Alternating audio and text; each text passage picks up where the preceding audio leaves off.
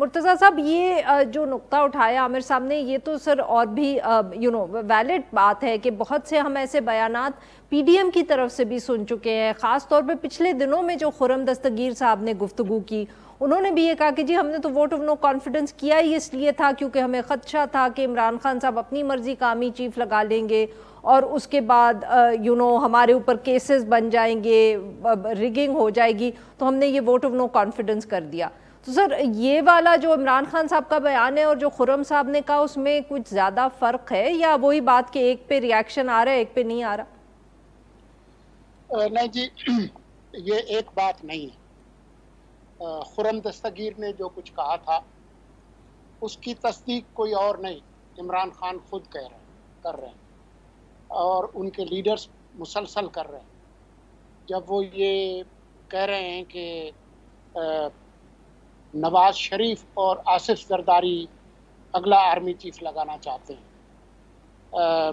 इस वक्त जो आर्मी चीफ है वो नवाज शरीफ का ही लगाया हुआ है, जिनके बारे में जो तारीफ और जो उनकी शान में जो कसीदे पढ़े थे इमरान खान ने, वो अगर आप चलाना चाहेंगी तो आपका जो प्रोग्राम है उसका वक्त ख़त्म हो जाएगा। बात ये नहीं है, बात ये भी नहीं है कि पिछले जो मौजूदा जो हुकूमत के लीडर्स हैं, नाम आपने लिए ख्वाजा आसिफ, परवेज़ अशरफ वगैरह वगैरह, जरदारी साहब को भी शामिल कर लें, उन्होंने क्या कहा था तो वो प्ले कर लें कि उन्होंने क्या कहा था, उस पर बात कर लेते हैं। लेकिन इसकी गूंज में इमरान खान जो ख़तरनाक खेल रहे हैं उस पर खामोशी नहीं अख्तियार की जा सकती। जो शहबाज गिल ने कहा था, जिससे ज़्यादा आगे बढ़कर इमरान खान ने बात की है, वो बात एंटी इस्टेब्लिशमेंट सियासत नहीं है। इमरान खान कभी भी एंटी इस्टेब्लिशमेंट नहीं रहे और आज भी एंटी इस्टेब्लिशमेंट नहीं है। वो पाकिस्तानी फ़ौज के अंदर दरारें डालना, उनके अंदर बगावत पैदा करना, उसकी कोशिश वो खुद और शहबाज गिल ज़रूर करते रहे, लेकिन ये एंटी इस्टेब्लिशमेंट सियासत नहीं है। अभी भी आपने थोड़ी देर पहले बताया ना, कल उन्होंने क्या कहा है और 2 दिन पहले फैसलाबाद में क्या कहा है।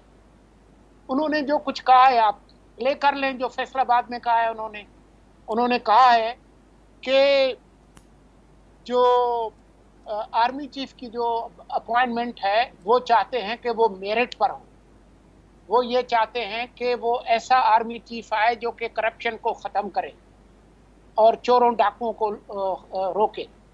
तो आप तमाम पढ़े लिखे लोग बैठे हैं, ज़रा मुझे बता दें कि आइन के अंदर आर्मी चीफ का जो काम है और इस वक्त जो मुल्क को ख़तरात हैं उसमें आर्मी चीफ इस तरह का हम चाहेंगे जो कि आके करप्शन को रोके, क्या ये उनका काम होगा?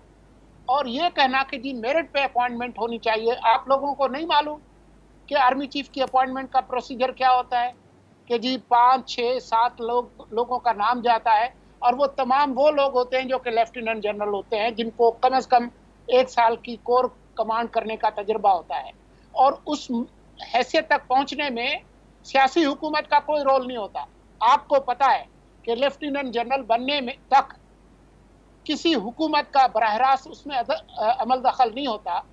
या तो आमिर ज़िया बता दे कि लेफ्टिनेंट जनरल तक पहुंचने में कोई सिफारिश चलती है, कोई पैसा वैसा चलता है, ऐसी बात तो है नहीं। तो वो तमाम लोग मेरिट पे ही आए हुए हैं बज़ाहिर।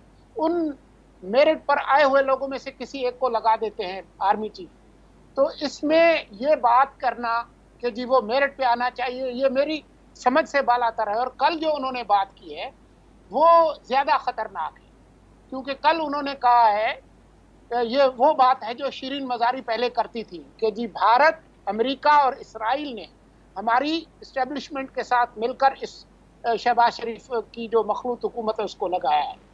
अब आप इसको कैसे साबित करेंगे? आपके पास कोई एविडेंस है इस तरह की बात करने का?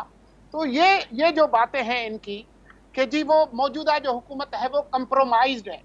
इमरान खान की हुकूमत कंप्रोमाइज नहीं थी, वो एक कंप्रोमाइज इलेक्शन के नतीजे में आई थी। यूरोपीय यूनियन की रिपोर्ट पढ़ लें इलेक्शन की कि किस तरीके से इंजीनियर के तो अब तो मुर्तजा साहब, तो फिर तो दोनों तरफ से ही इल्जामात लग रहे हैं ना। एक साइड के ख्याल में एक हुकूमत कॉम्प्रोमाइज थी, दूसरी के ख्याल में दूसरी हुकूमत कॉम्प्रोमाइज है।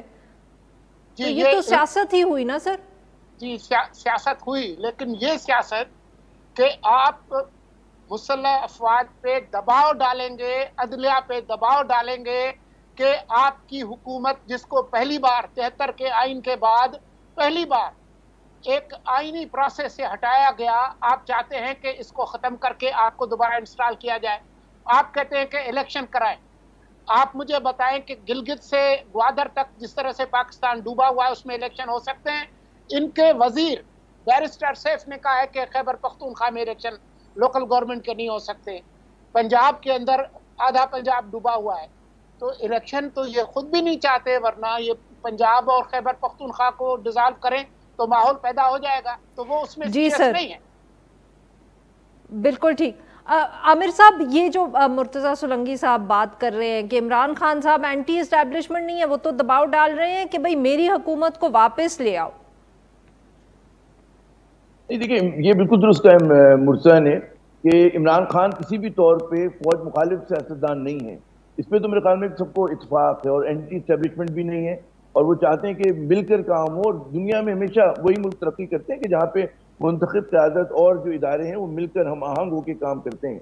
इसमें जो बोन ऑफ कंटेंशन है वो ये है कि वो लोग जो हैं, उन लोगों को सिस्टम ने जगह दे दी आने में, वज़ीर आज़म बनने में, कैबिनेट में आने में, कि जिनके ऊपर करप्शन के इल्ज़ामात हैं।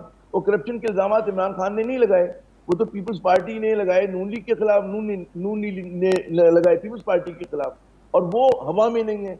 मतलब अगर एवन फील्ड है तो एवन फील्ड में आज माशाल्लाह बैठे हुए हैं ना नवाज शरीफ साहब, तो वो इल्जामात झूठे इल्जामात नहीं है। उसी तरह मनी लॉन्ड्रिंग के इल्जामात, एक हैरत होनी चाहिए कि तारीखी एतबार से भाई वो केस क्यों नहीं चला मनी लॉन्ड्रिंग का, ओपन एंड शट केस। उससे पहले बड़े बड़े केसेस जो हैं वो बंद हुए। जब आप एक कॉम्प्रोमाइज क़यादत में, इस वक्त वो आलमी साजिश की बात नहीं कर रहा, मैं तो सीधा सीधा कह रहा हूँ कि करप्शन, कि 22 करोड़ का ये मुल्क इतनी इतना कहते हैं ना जहनी अफलाज़दा हो गया है, मॉरली इंटेलेक्चुअली इतना करप्ट हो गया है कि उसमें सवाए कहते हैं हाउस ऑफ शरीफ के आपको लोग नजर नहीं आते। नून लीग बड़ी जमात है, उसमें बिल्कुल अच्छे लोग भी हैं, उसमें ईमानदार लोग भी हैं, उनको आगे आने का क्यों नहीं मौका मिलता? ये डेमोक्रेटिक स्पिरिट है, बुनियादी बात है। इमरान खान क्या मांगते हैं? इमरान खान एक इलेक्शन मांगते हैं तो बिल्कुल सैलाब में नहीं आ सकता, लेकिन आप अनाउंसमेंट उसका हो सकता है कि जी मार्च में होंगे, अप्रैल में होंगे। एक जो है केयर टेकर गवर्नमेंट आ सकती है कि जिसके ऊपर सबको भरोसा हो। बात ये होती है कि अगर जब तक आप सोर्स ऑफ फ्रिक्शन नहीं हटाएंगे, उस वक्त तक आपकी इसमें सियासत में इसी तरह की जब कलिश रहेगी और आपकी मईशत कभी ठीक नहीं होगी।